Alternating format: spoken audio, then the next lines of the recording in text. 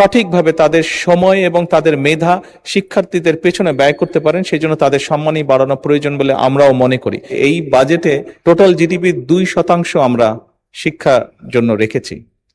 এবং শুধু তাই নয়, আমাদের যেটি পরিকল্পনা আছে, আমরা পরিকল্পনার মতন যদি আগাতে পারি, ইনশাল্লাহ আমরা শিক্ষা খাতে বাজেট 5 বছর শেষে 5% নিয়ে যেতে চাই। এবং অবশ্যই এগুলো আমরা যখন দেখেছি, স্বৈরাচারের সময় শুধু বিল্ডিং হয়েছে কিন্তু হিউম্যান রিসোর্সের কোনো উন্নতি হয় নাই।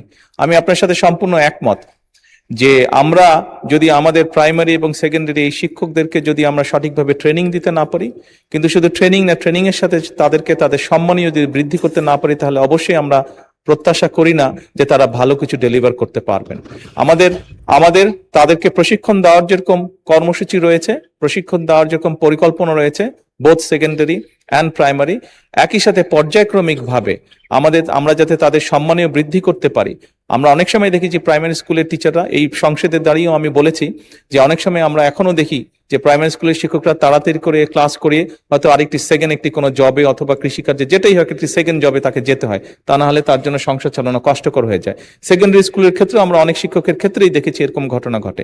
এই কাজটি যাতে তাদের না করতে হয় এবং তারা যাতে সঠিকভাবে তাদের সময় এবং তাদের মেধা শিক্ষার্থীদের পেছনে ব্যয় করতে পারেন, সেই জন্য তাদের সম্মানই বাড়ানো প্রয়োজন বলে আমরাও মনে করি। এবং পর্যায়ক্রমিকভাবে